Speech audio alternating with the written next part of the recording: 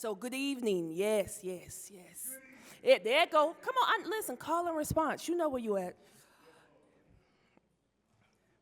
So as we get comfortable, please remember that food and drinks are not allowed in the council chambers. With that being said, could everyone please rise and remain standing for the singing of Lift Every Voice.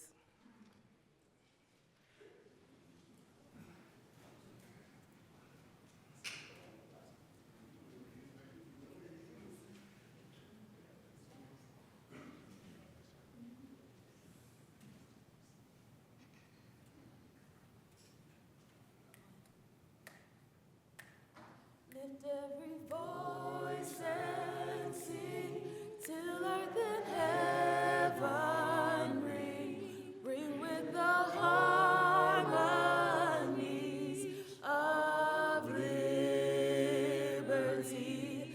Let our rejoicing rise high as the listening skies. Let it resound loud as the rolling seas. Sing a song full of the faith that the dark past has taught us. Sing a song full of the hope that the present has brought us.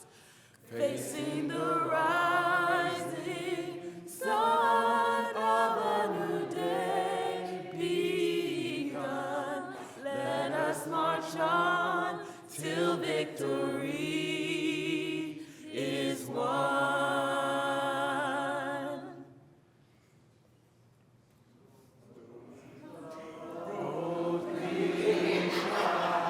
Bitter the testing rod, felt in the days when hope unborn had died, yet with a steady beat have not our weary feet come to the place for which our fathers died. We have come over a way that the tears have been watered. We have come treading our path through the flood of the slaughters. Out from the gloomy past till now we stand at last, where the bright gleam of our bright star is cast. God of weary years, God of our silent tears, though who has brought us thus far along the way, that hope that shine thy light, let us unto the light. Keep us forever in the path we pray, lest our feet stray from the places our God when we met thee, lest our hearts, drunk with the wine of the world, we forget thee. Shadow beneath thy hand, may we forever stand, true to our God, true to our native land.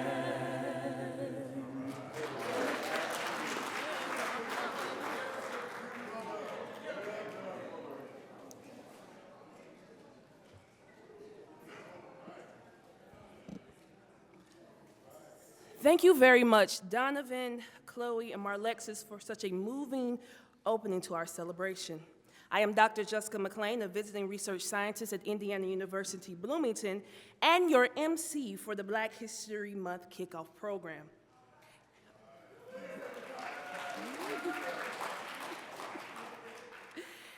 It's the City of Bloomington's pleasure to welcome all of you to the 2025 BHM Kickoff event. Before we begin, it is essential to recognize that we are privileged to be here together in this place, with rights and opportunities that our ancestors could only dream of. Let's get started. We want to recognize that the City of Bloomington sits on Native land. The city, as well as the city administration buildings, are on the traditional homelands of the Miami, Delaware, Potawatomi, okay, and we thank you. That's what community's for, help me out. And the Swanee people, and we acknowledge that they are past, present, and future caretakers of the land. We also recognize that as much as economic progress and development in Indiana, specifically Bloomington, resulted from the unpaid labor and forced servitude of people of color, especially enslaved African labor. We acknowledge that this land remains home to and a site of gathering and healing for many indigenous and other people of color, and commit to the work necessary to create and promote a more equitable and just Bloomington. We move forward in knowing and acknowledging our rich, complicated, and sometimes painful past so that we can learn from it and create a true land of opportunity. We are honored and excited this year for the Black History Month theme, African Americans in Labor, from slave ship to the White House. Throughout this month and beyond, we will shine a spotlight on profound and enduring impact of African Americans on the nation's workforce. This theme traces the journey of African Americans from inhumane labor of enslavement to their pivotal roles in shaping industries, advancing labor rights, and breaking barriers in the highest levels of leadership, both past and present. Speaking of work, let's take a moment to recognize those who are working behind the scenes to make events like this today possible. If you are part of the Black History Month planning and execution team, please stand to be recognized.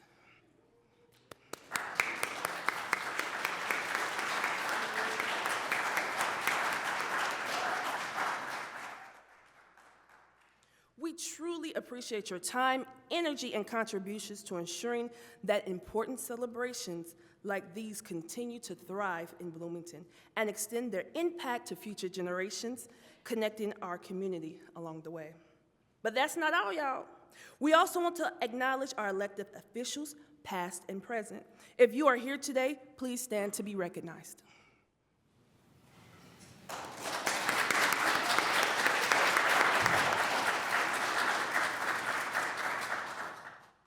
As a community, we thank you for your selflessness, leadership, and your thoughtfulness to bring the decisions that affect us all. We challenge you to continue to carry the torch of change and justice for all people. Next, we are honored to have Mayor Carrie Thompson to share her greetings. Mayor Thompson became Bloomington's 33rd mayor on January 1st, 2024, with a vision of progress, change, and a fresh approach to city government. Her leadership focused on addressing critical issues such as a lack of affordable housing, combating drug and mental health crises affecting our downtown area, supporting our unhoused neighbors, and fostering a more inclusive and equitable and responsible government for all. Please welcome Mayor Carrie Thompson.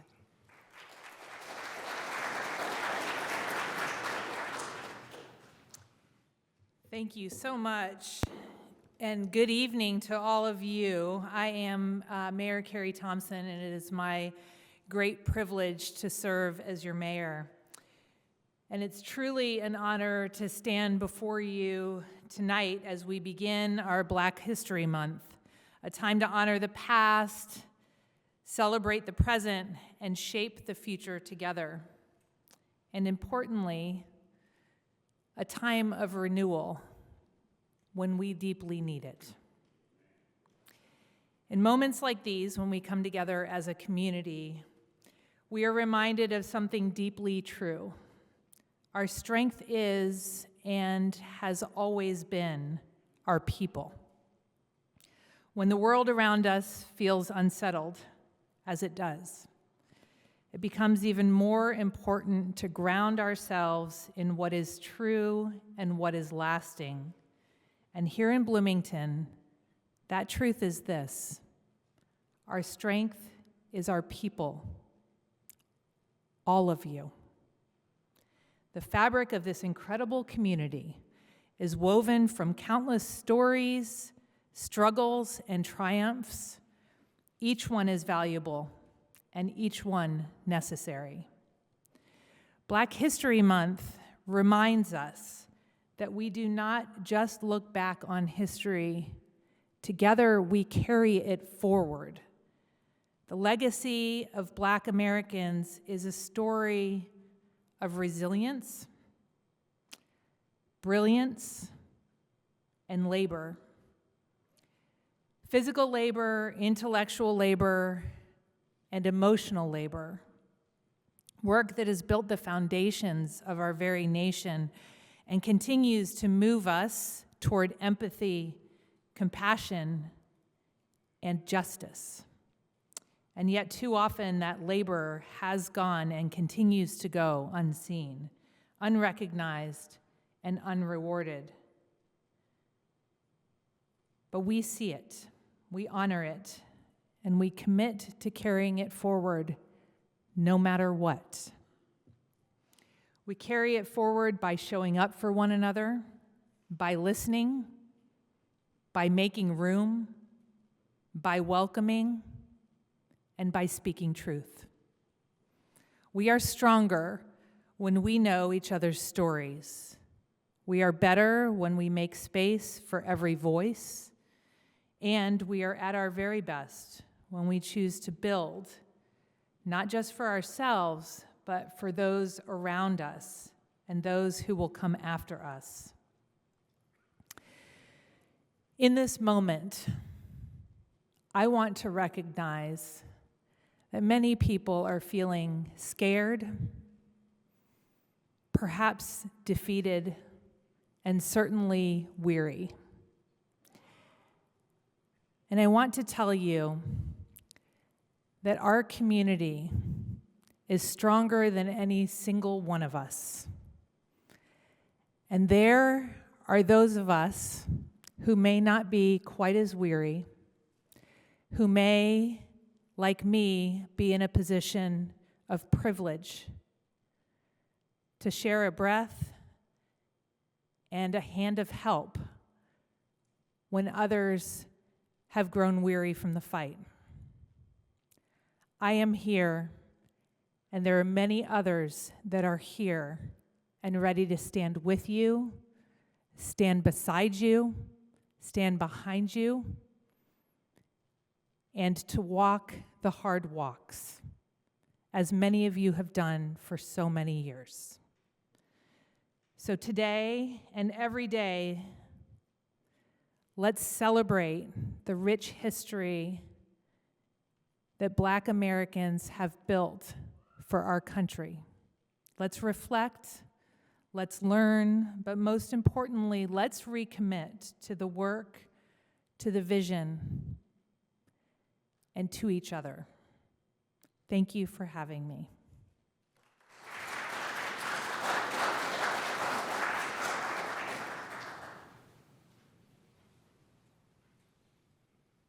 Thank you, Mayor Thompson. Once again, a heartfelt thanks to the City of Bloomington for your unwavering dedication to connecting with community members and for the hard work of those who help to make our community thrive. I'd also like to take a moment to recognize the incredible community partners who work tirelessly, not just for our city, but also in support of programs like Black History Month and beyond.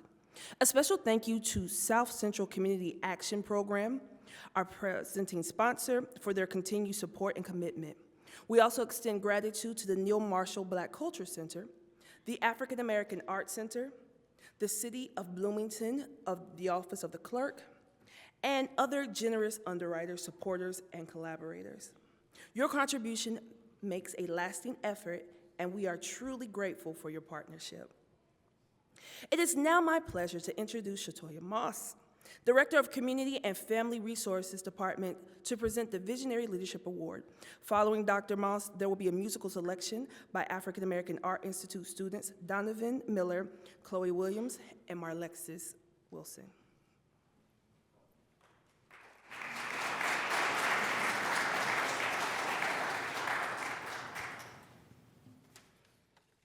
Good evening, everyone. I am Shatoya Moss, the Director of the Community and Family Resources Department, and I have the honor of presenting the 2025 Visionary Leader Award. The Visionary Leader Award is given to an individual who demonstrates exceptional leadership, service, and commitment to making a positive impact on their community. This individual is someone who goes above and beyond to inspire others, showing an unwavering dedication to their mission and creating a lasting legacy in their field of work. Our recipient tonight embodies all of these qualities and more. A dedicated scholar with a deep passion for mental health, she has worked tirelessly to uplift and empower those around her. Originally from Michigan, she has made her way to Bloomington to pursue a doctoral degree in counseling psychology at Indiana University, where she has continued to excel and break barriers. Her work as a conscious researcher under the mentorship of Dr. James Brooke is groundbreaking, focusing on the intersections of mental and sexual health among Black and college women. She has shared her insights at a variety of prestigious conferences, including the Association of Black Culture Centers Conference, the International Association for Relationship Research Conference, and the Center of Race and Ethnicity in Society Research Symposium. Her research and presentations have made a meaningful impact, providing critical conversations around mental health, wellness, and sexuality in underrepresented groups. In addition to her academic achievements, she is the cornerstone in a local community, especially in her work with the Group Scholar Program, where she facilitates monthly group sessions for students facing personal and academic challenges. She has also taught and led workshops on mental health, wellness, self-care, and personal development, benefiting teens and college students in Bloomington. Her service extends from the classroom to the campus, and she is also an avid volunteer, a lead graduate ambassador at the Neil Marshall Black Culture Center, a volunteer at La Casa Latinx Culture Center. She has made invaluable contributions to our diverse community. Additionally, she is a member of Zeta Phi Beta Sorority Incorporated. She has served in numerous community service roles, helping children, seniors, and vulnerable populations. It is with great pride and admiration that we present this year's Visionary Leader Award to none other than Alexis Briggins.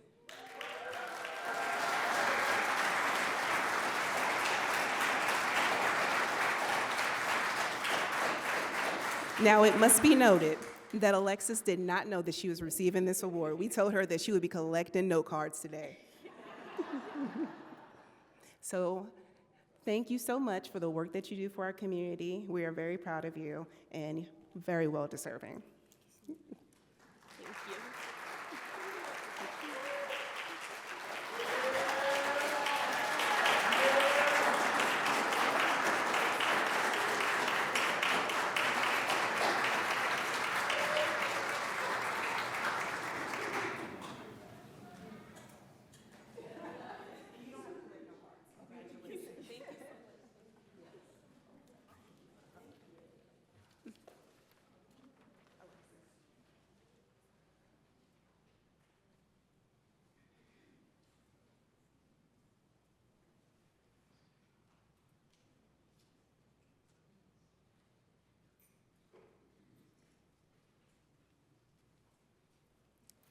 Hello, everyone. We want to say thank you for having us today. This means a lot for us to be helping the city of Bloomington kick off Black History Month.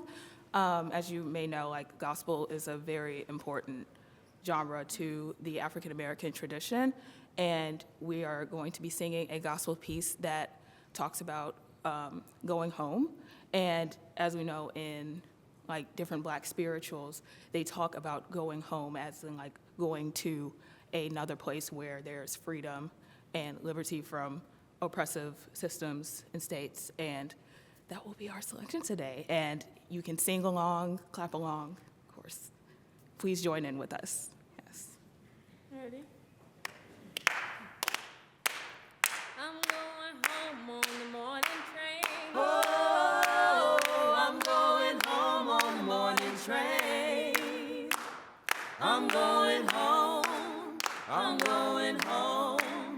I'm going home on the morning train. Evening train might be too late. Oh, evening train might be too late. Evening train, evening train, evening train might be too late. I got my ticket in my hand. Oh, got my ticket in my hand. Got my ticket, got my ticket, got my ticket in my hand. I'm going home on the morning train. Oh, I'm going home on the morning train. I'm going home, I'm going home, I'm going home on the morning train. Thank you.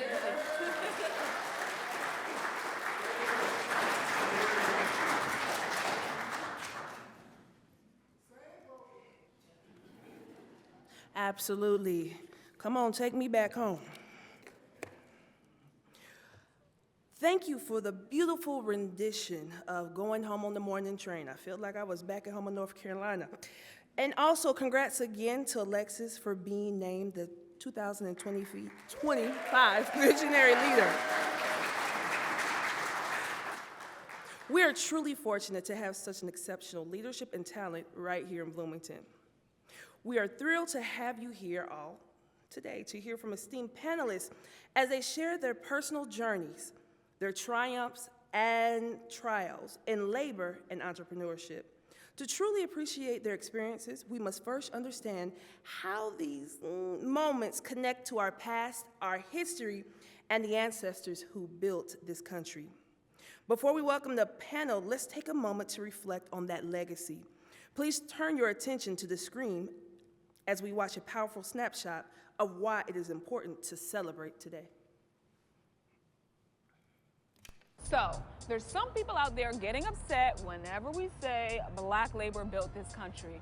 But we're not making anything up, guys. These are facts. And we're about to present you with the historical receipts. In case you missed it, this is what we mean when we say, we built this. Here's a quick history lesson for y'all. The first slaves were brought to the U.S. in 1619. Their job was simple, to make white settlers money. Slaves grew tobacco, rice, and indigo on the plantations of the southern coast. Now, fast forward to the late 18th century, cotton was king, and the U.S. was making stacks of cash on it, especially with all that free labor. Over 600 million, or just about half of the country's economic activity in 1836 came directly or indirectly from cotton. Cotton-producing slaves were just 6% of the population, but created almost half of 1 year's economic activity. We spoke with Professor Edward Baptist, the author of The Half Has Never Been Told. That 6% figure is specifically the enslaved Africans and African Americans who were in the cotton-producing regions. We're looking at like South Carolina, Georgia, Mississippi, Alabama, Louisiana. Talk about being critical to a nation's economy. I guess you can imagine some sort of science fiction world where this didn't happen, but this is what did happen. Slave labor built the U.S. And their contributions weren't limited to the South. A little bit north in D.C., there's the White House. We built that. I wake up every morning in a house that was built by slaves. If you doubt our forever First Lady's words, the White House Historical Association spells it out pretty plainly. Planners turned to African Americans, both enslaved and free, to provide the bulk of the labor that built the White House, the United States Capitol, and other early government buildings. This country's financial center, we built that too. Wall Street earned its name because enslaved Africans built a wall to protect Dutch settlers from raids in 1653. This wall ran from river to river. Slaves built the roads, the docks, and most of the big-time buildings in the area that would soon become New York City. And railroads, slaves did that. North America's 4 major rail networks all own lines that were built and operated with slave labor. Before the Civil War, nearly every rail line east of the Mississippi River and south of the Mason-Dixon line was constructed or run at least partly by slaves. You know what else we built? What about that great American music genre? Yes, rock and roll. We built that too. And blues, and jazz, and hip hop, and pop.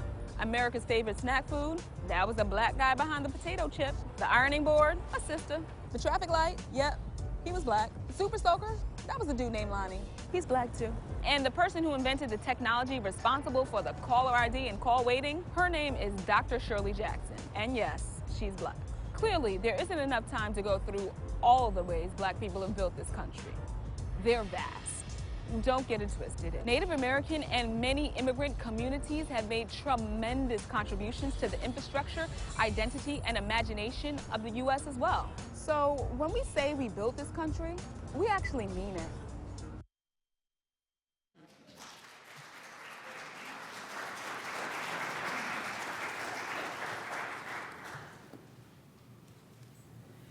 It is my honor to introduce our esteemed panelists. First, we have Maurice Johns, Deputy Division Manager of the Electromagnetic Warfare Science and Technology Division, at NSWC Crane. Maurice, thank you. Next, we have Susan Johnson, Director of Grants Administration for the Lumina Foundation. We have Atiya Sahir, Therapist and owner of Be Finer Marketing, and Don Griffin Jr., owner and realtor at Griffin Realty. Please join, realty, not reality, come on now. Yeah, that part. Please join me in welcoming them to the stage.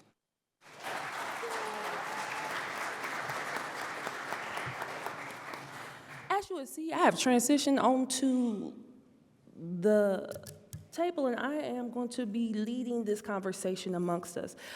Think of it as just conversation. It's really not so formal, but we're going to have some things that we're going to talk about. Before we get started, there are note cards that are located in your seats. And as a former K-12 teacher, hold up your note card. That's your way of asking questions, okay? So if you have a question, we'll pick those up and we will get to it. So, y'all ready? Let's get started. We're going to start with you, Atiya, and can you tell me about your career journey and how you got to where you are today? Hello, everyone. Atiya again. I am a therapist. I'm a licensed social worker, soon to be licensed clinical social worker. I work at a recovery center called Indiana Center for Recovery, where we service people who are struggling with a multitude of disorders, from substance use to mental health to those co-occurring together. My main role as the therapist is to, provide the clients with therapy to address their traumas or whatever brought them to seeking treatment. I started this journey not purposefully. I grew up here in Bloomington. I come from a family that has a long history of substance use, been in and out of the system, ended up being raised by my grandmother. And from there, I went to college at IU, where I thought I was going to be a teacher, and then I did a student teaching job, and I realized I like my kids, I don't like other people's kids. So Fair. switched careers, and I worked for Department of Child Services for about 4 years. And in that role, I kind of recognized a lot of what I experienced as a child is my family not being able to address their substance use disorder appropriately. So I decided, how can I help in another way? And I decided to go back to school and get my master's in social work, and that's where I'm at now.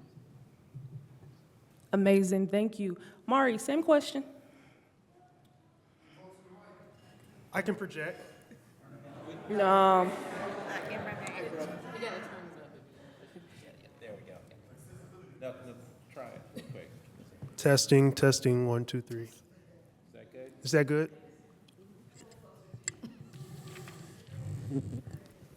Career journey and how did I get here? Absolutely.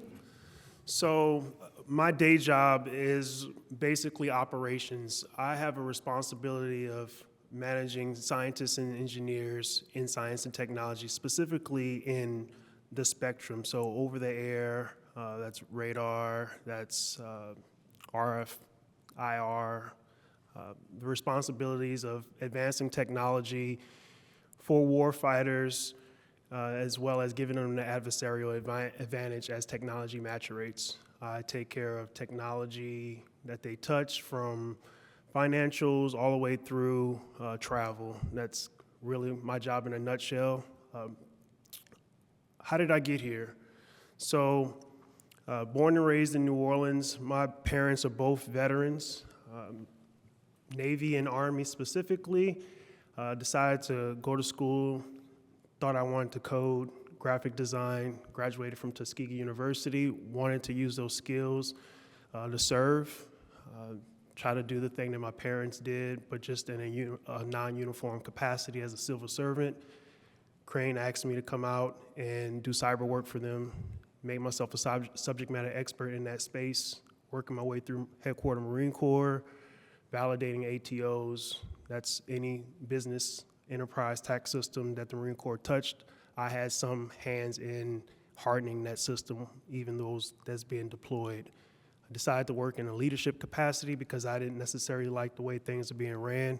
I wanted to be an institutional change to make a way for others, and they didn't have to go through the same processes that I had to go through in order to have and be given success. In that, I've continued down that path, mentoring those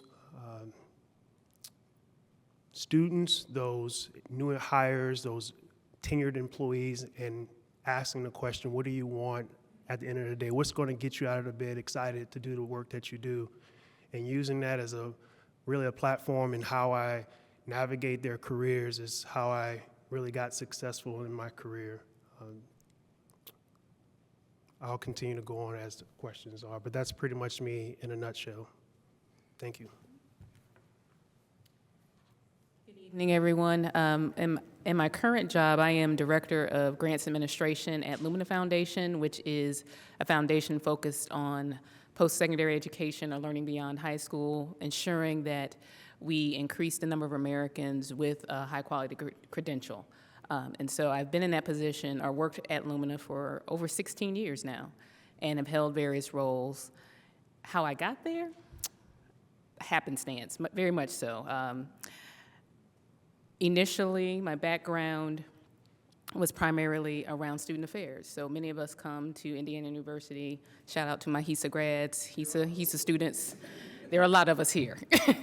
And so higher education has always been a passion of mine. I knew when I first entered college as a first-generation college student, I was the first in my family to go to college at the University of Florida. And so I stepped on the campus and knew I always wanted to be a part of a campus. I just didn't exactly know how. So like others, kind of felt my way around and eventually came to the realization that I enjoyed most working with students directly, particularly students of color.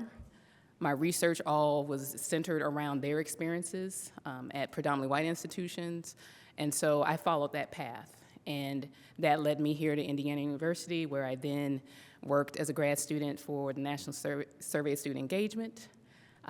Fell in love with research and turned to institutional research and had the privilege of working for IU for about 1.5 years before an opportunity at Lumina came to be. And so when I say happenstance, I wasn't looking for the position. I was happy in the work I was doing. I was working across campuses, all 8 campuses, doing work for campuses within the IU system. And this opportunity presented itself where it talked about being a program officer, what we call now strategy officers, but grant makers. I got to give away money. What's wrong with that? And so there was an opportunity to do that for, again, the students I cared about, the populations I cared about in a way that I hadn't done before. I got to see the other side of the coin. So on one side, I work for the university, our universities, and then on the other side, kind of the funding that could help spearhead, drive change to those experiences that the students were experiencing on various kinds of campuses. And within, I didn't plan on it, but again, I found myself with this opportunity and have been there for 16 years.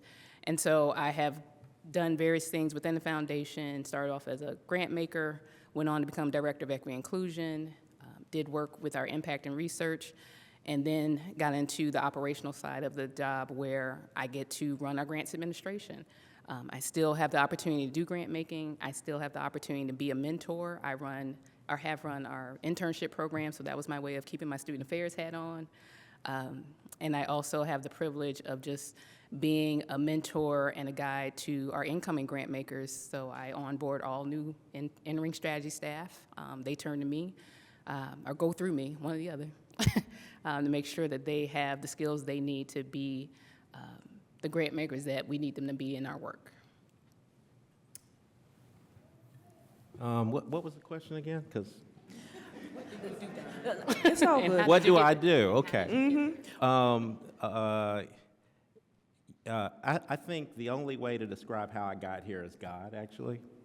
And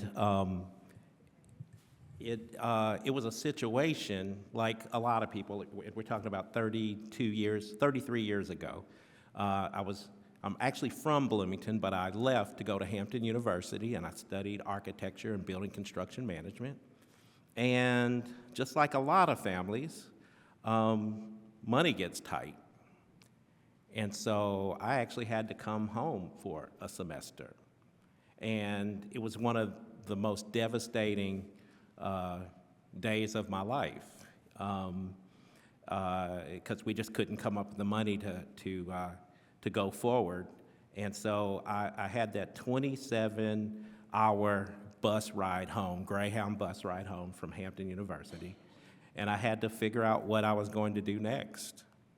And I always knew I wanted to, I was doing the architecture for design. I was doing the building construction management because I wanted to know how to build, and I knew I wanted to get into the marketing field, to be a developer, the whole 9 yards.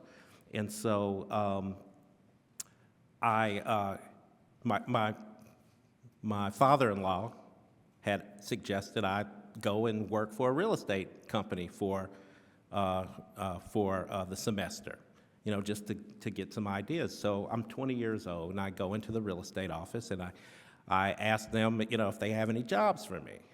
They actually laughed at me and said, "Hey, you're too young, and you know what? You don't even have a real estate license." And I said, "Okay." They said, "Get a real estate license, and we'll talk to you." And so I found this course. It was the first time they had offered this 2-week course, real estate course. And so I literally, I borrowed $250 from my grandmama at the time. I took this course where you had to take a class every other day, or take a test every other day, but it was 2 weeks, just super quick. And then I came back 2 weeks later with my license. And I said, "Here you go." And they interviewed me 3 times, and they finally, the owner, I'm not going to say any names because he's still around, but the owner said, "Hey, you don't have any sphere of influence. I'm going to be honest with you. Do you know what sphere of influence is?" And I was like, "No, well, explain." He said, "It's who you know." And I said, okay, I'm from Bloomington. I know a lot of people. He said, "Well, first of all, black people don't buy a lot of houses. There's not a lot of black people buying a house." I said, "Wait a minute, what do you?" And he said, and you know what? None of your friends, you're 20 years old, none of your friends are going to want to buy houses either. They don't have the money to do that." And he said, "You know what?"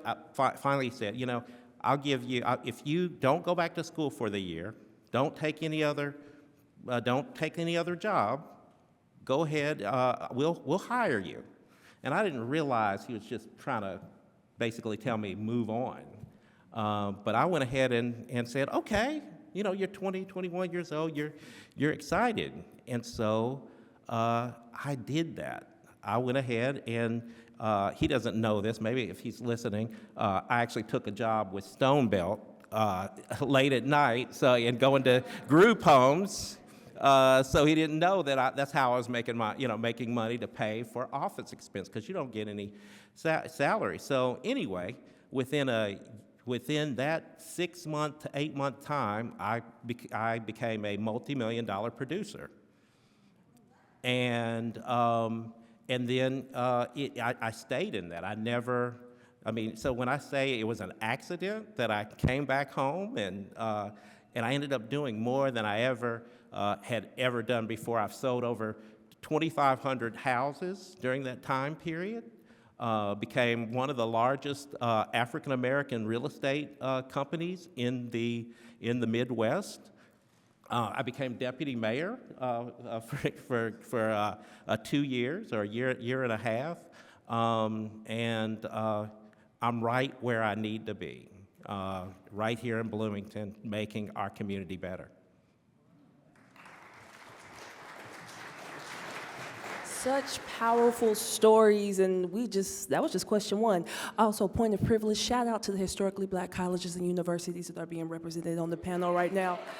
As a proud graduate of the Bennett College for Women and North Carolina Agricultural and Technical State University.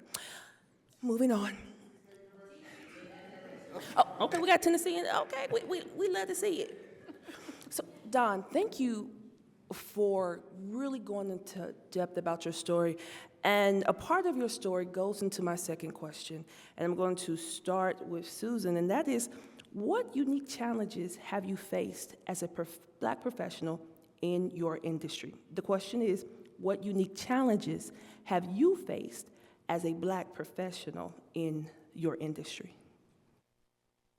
Initially, when I came into philanthropy, it became immediately clear that there weren't many African Americans doing the work that I was doing, not at my foundation, not in Indianapolis, not in the region. It was hard to find others like me, and so that was a challenge. Although I had colleagues at the time that proved to be mentors to me, that helped me, that shaped me into the grant maker I became, there just weren't a lot of us. There was a lot of burnout. There was a lot of, I'm trying to do good work, but I keep hitting walls. I want to fund in these communities, but I can't because it's not a priority for my foundation or another foundation. And so those were challenges that, while they weren't unique necessarily, it was something I hadn't experienced before in that way because, again, I was new to the field. And so I took it upon myself to really get to know others. And so I found that affinity groups were my kind of safe line. So in Indiana, there was the Indiana Blacks in Philanthropy group where we could find each other. So it would be like, oh, there's other black people working in philanthropy. Let's go find one another. And so we did, and we worked together in terms of shaping priorities, shaping the ways in which we work. Found out that there was a national organization of a similar background where, again, there were senior officials and senior executives also geared towards basically helping black communities. And so as I've grown in my career, I've come to realize that, like, as many of us, when we get older, we find that we tend to turn into our parents. So I turned into my mother, and I really came to a point where I really felt, if this is important to me, I'm going to move towards that. And so the older I've gotten, the more clear I've gotten in terms of what matters to me, what matters to my grant-making ability, what I can do, and how I can help the communities I care about. And so with that, relying on people that have both trained me, have shared struggles with me, we come together as much as possible to co-fund, co-create, lift up the communities we care about, and not be, basically, we're just a group of people that are unapologetic. That's what I'm gonna say. It's like we need to be steadfast in our efforts and what we care about. And so that has, what once was a challenge, we've turned into, well, we're gonna change this into opportunity and come together whenever possible. Maurice, my brother in STEM, what unique challenges have you faced as a black professional in the industry? So I talked a little bit about kind of my roots. Growing up in the South, racism looks a lot different than it does here in the Midwest.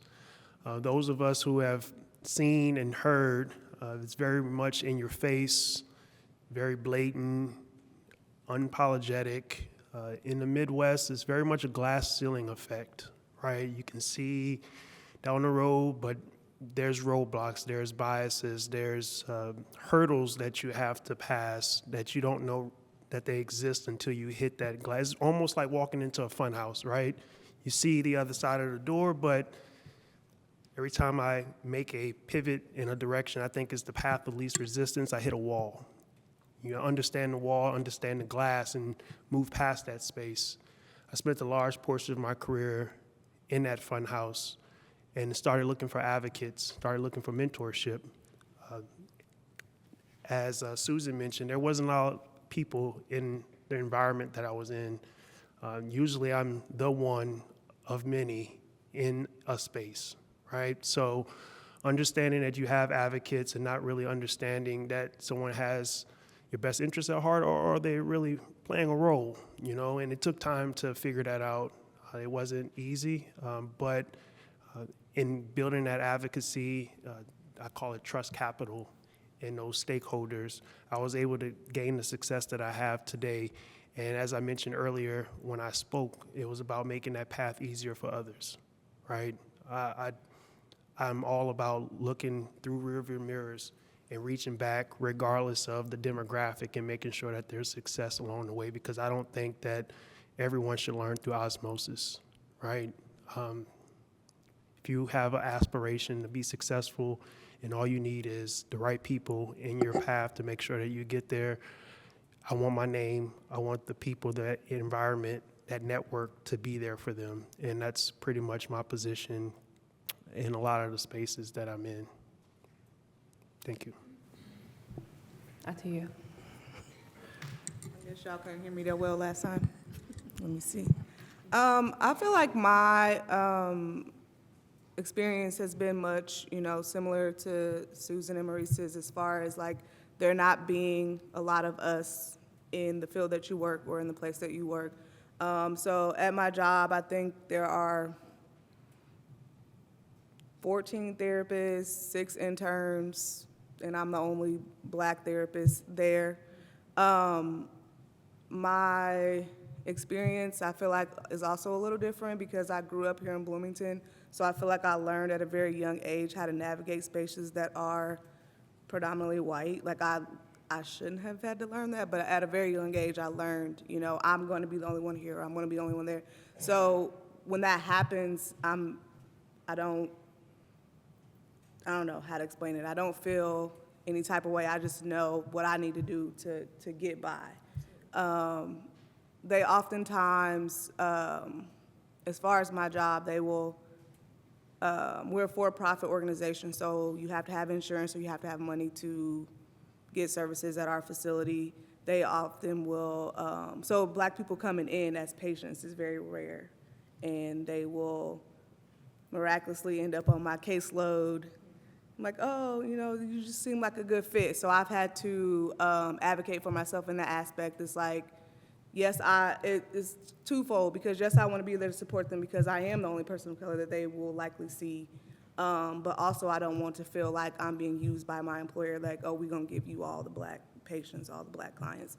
So that's been a struggle. And so I've just, in that way, just found a balance as far as who I'm willing to work with and who I'm not willing to work with. And now they come and they ask me, they're like, are you willing to work with this person? Because I had to speak up and say, hey, like, y'all can't keep doing this. Like, I noticed this, so I'm aware of what you're doing. And so they very much have learned to respect me in that way.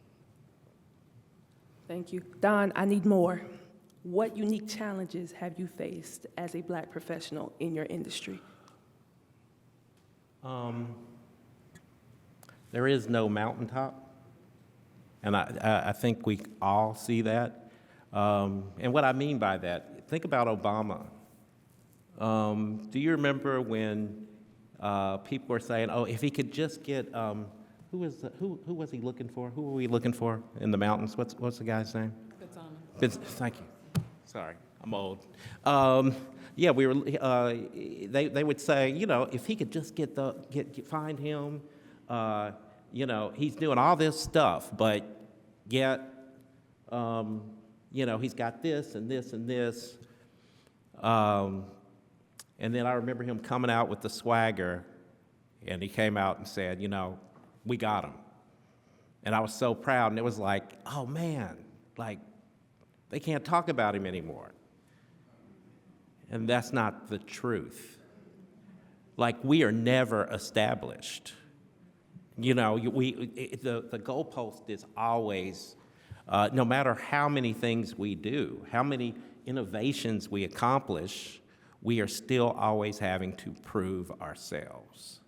And it happens from every, all of us. I own my own business, but yet I'm I still have to prove.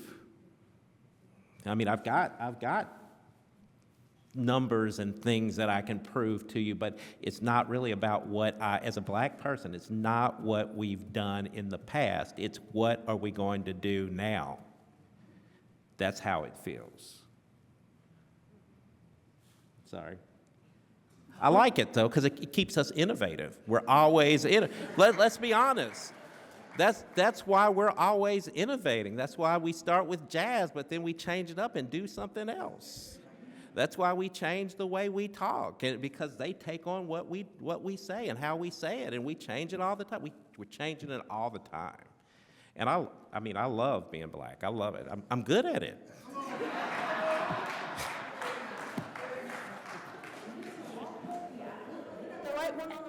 I go right there with you. Everyone wants to be black until it's time to, let me stop. So I want to take a moment, pause for the cause, and make sure that if you have questions, please, please, please make sure that you are writing them down, and we will have members of the community to bring them up to us so we can get your questions answered. Because otherwise, I'm going to go through this list and you're going to be mad, and that's on you. So we're moving on. Again, if you have questions, please write them down and we will ask them. All right. Let's reset. Okay. I want to ask this question, and that is, who or what in your life has been the most influential on your career choice? Who or what in your life has been the most influential on your career choice? Atia, we're going to start with you. Okay. Growing up here in Bloomington, I went to Second Baptist Church, and within that community, I had several mentors. Some of y'all out there, y'all know y'all been knowing me since I was, this young. So I had several mentors to look up to.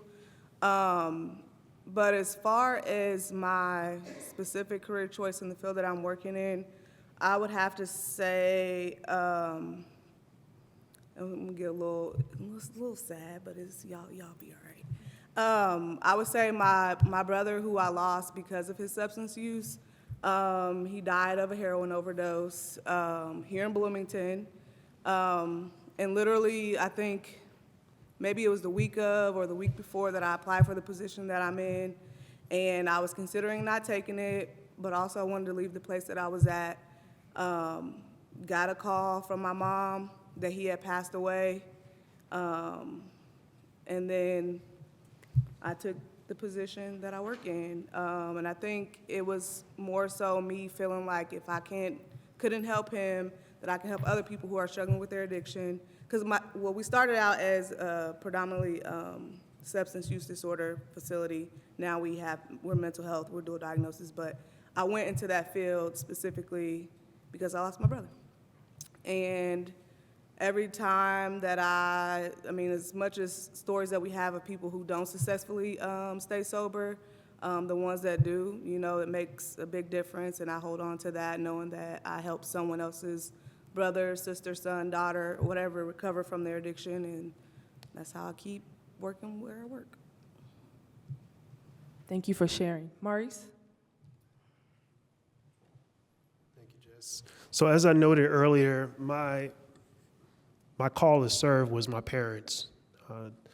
One of the reasons why I didn't go into a uniform capacity was because of them, but I still wanted to serve in some capacity. They had their own issues with discrimination while they were in service, and it's almost like, you better not, don't do it, don't follow my path. I don't want you to have to relive the issues that they had when they were in service. But I still felt a call to do that, and rather than doing it in a uniform capacity, I start to think that, hey, look, I have an aptitude for nerding out if need be, so why not put on a jacket, slacks, cardigan, what have you, in a civil servant capacity and serve? And I've been successful in that space. I've had the opportunity to work alongside operators, and come up with new innovative ways to ensure that their loved ones get home the way that they left. And that fills my tank up at the end of the day. That gives me pause to reflect on my parents coming home from their service and saying, hey, I'm helping someone else's young person have that same dream and memory. So it is a reciprocated act on my part. Thank you. I'm going to speak more to kind of my general sense of wanting to help students. So whether that was in student affairs or in terms of my work within Lumina Foundation, for me it's always been about helping students. And so the people that most influenced me started with just the peer mentor that greeted me on the University of Florida campus that first week, to the professors I met, members of the Divine Nine, a lot of Greek people came to my aid as I was coming through University of Florida, and have since, even coming to Bloomington. My husband and I, when we moved here, we were blessed enough to have, some of you may remember or know Mary Howard Hamilton, who welcomed us into her home while we looked for homes and was my mentor at the University of Florida. And I knew when I came to get a doctorate, I said, wherever you are, that's where I'm going. And so that's how we ended up in Bloomington, frankly. Even though the program was a premier program, it was more about the support that I needed and knew I would need to get through a doctoral program at Indiana University. And so that was a driving force in knowing that, always having a community around me to help in that regard. And so I'm always thankful to, and we'll name those individuals, one of which is Charlie Nelms, who was also instrumental in kind of, at the time, he was VP of Student Affairs and helped a number of Black grad students, helped me specifically with getting funding so I could pay my participants for my research. All along the way, there have been, my steps have been definitely guided, and I recognize that. And God has put people in my place, in place to help at certain times. And so no matter what, again, seeing that there are students in need, seeing that there are students wanting help, wanting to afford them opportunities, whether that was in service, whether that was in professional life, family life, whatever it may be, I've always had people around me that could help me do that. And so I want to just name those individuals. And then in terms of philanthropy, again, I've only worked for one foundation, and when you work for one foundation, you work for one foundation. You'll hear that a lot. Everyone is different, but the one for which I work has been a place of growth, and primarily because, again, the people that were there were very few of us there when I first arrived. Count on one hand the number of African Americans working for Lumina Foundation at the time, but the people that were there were very kind of, here's how we work in this industry, taught me how to be a grant maker, still people I turn to today and coordinate with and collaborate with wherever possible.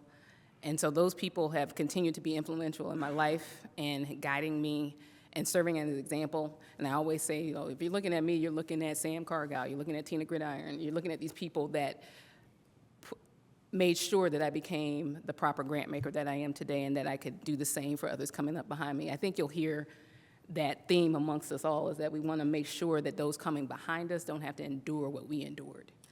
And that, to me, is what I want to carry forward and make sure that others understand and know that when you look at me, you're looking at people that came before me and what they offered and filled me with. And that's always been kind of my guiding light.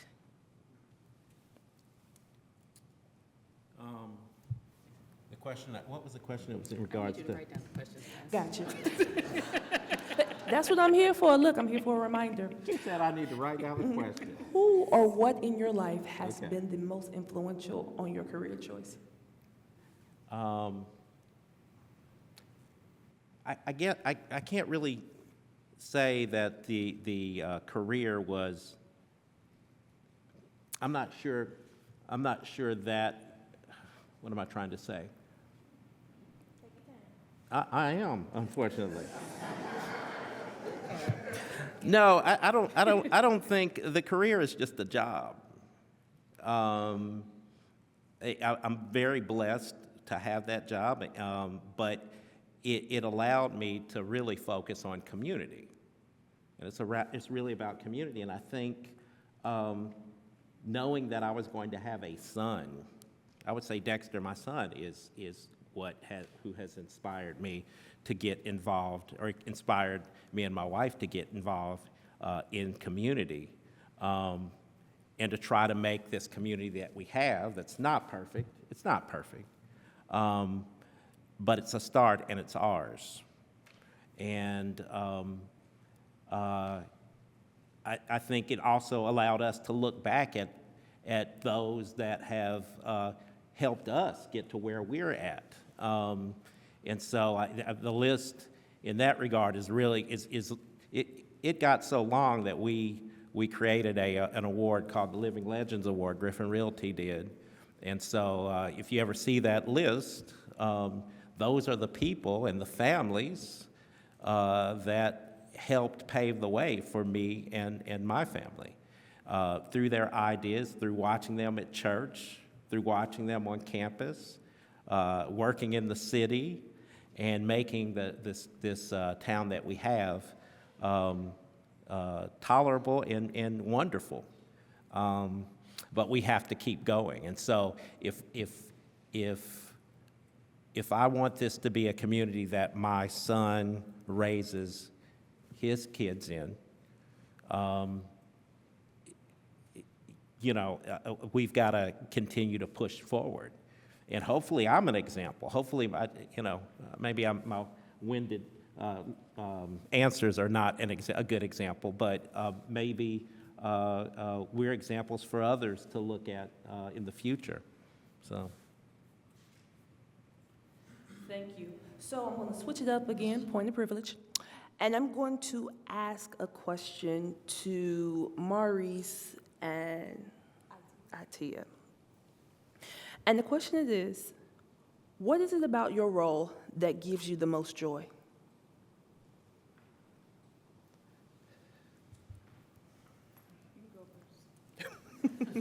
Sure. So, I feel like I'm repeating just a little bit here, but filling my tank. I spoke to filling my tank, right? Thank you, Brother Nels. One of the things that gives me excitement about the work that I do is the influence that I can make on others' lives, regardless of demographic. I feel like I am making a way, being a positive influence. And one of the reasons why I moved into management to begin with is because I didn't like what was there to begin with. And I thought that I could be an opportunity for institutional change and policy in the environments that I work and live in. And I feel like I'm doing that. I feel like I'm not done yet. I feel like there's more to do. But when it comes to where I am now and the influences that I can make on others around me, and by extension, allowing those nodes to influence the rest of the tree, their network, their environment, I feel like that institutional change will happen organically in time, but being a positive force as well as being a positive example to those around me to live and be. So, thank you. I would say kind of how I ended the last question with, coming from a background where you kind of grow up in a place of trauma and you beat the odds, so they say, helping someone else, achieve that is kind of what brings me joy. Or what was the question? What about your role that gives you the most joy? Yeah. So, helping someone recover is really amazing within itself, especially when you kind of see where they start to where they end. I have a client that when I first started the job, I called myself a baby therapist because I was new to being a therapist, and she was one of my first clients, and she came back. She left and relapsed 2 or 3 times, and Now she works at my job. She's been working there for a year, and she's in a role where she's helping other people recover. So just seeing her every day is a reminder that people can recover. And so seeing that is what kind of brings me joy, especially with how I saw like my parents and my siblings struggle with their substance use and didn't really get the help that they should have gotten. So, yeah. Thank you so much. Unfortunately, we have reached the end of this portion. Now, if you want to ask more questions, you will be able to talk to our panelists afterwards. So I'm going to ask each one of you, please, to give a 2-minute closing. Closing. Oh, look, I said, we got 1 minute. 1 minute? All right. Don, I'm watching you, so yeah, 1.5 for you. You get to go first. Oh, what? Yeah. Go back. Oh, hey, thank you for allowing us to speak to you. Hopefully, lessons were learned. I learned a lot, and I appreciate being up here with this panel. And thanks for inviting me. I think that's it.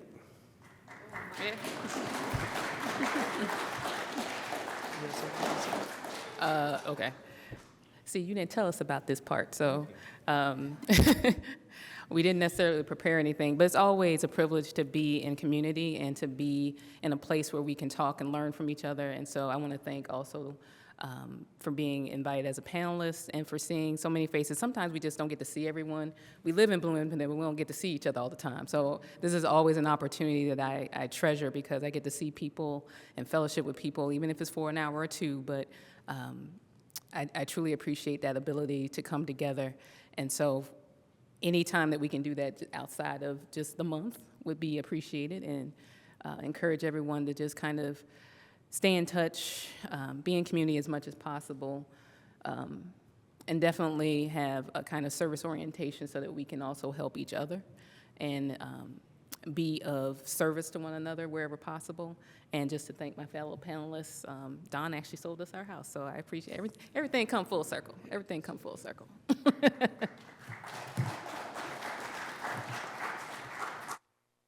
want to reiterate some gratitude to the city of Bloomington, to be our mayor, and her staff of intellectually sound individuals. With the current environment that we have, these kind of things are important. And the fact that we're still sitting here today, even with everything going on around us, I appreciate you. I appreciate you. I appreciate you. It has value. Black history is American history. And sometimes we forget that. And it's important to acknowledge those things in the right spaces. So thank you.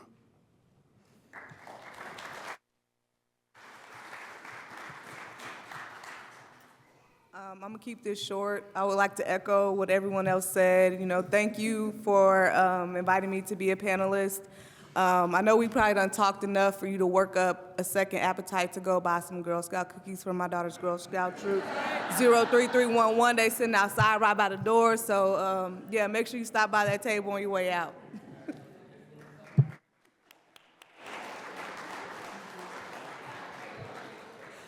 Thank you. There the whole time, but I was. Yes, There you support go. the Really? girls. Thank you all for being here with us this evening. Please join me in giving our amazing panelists a round of applause for their insight and contributions.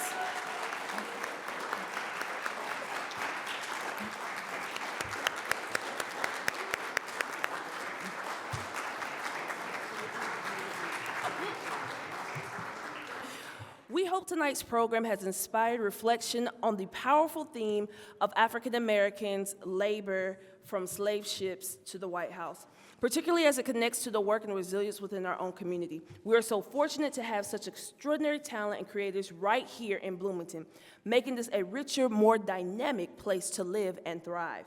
A special thank you to everyone here tonight, whether you are in person or watching from home.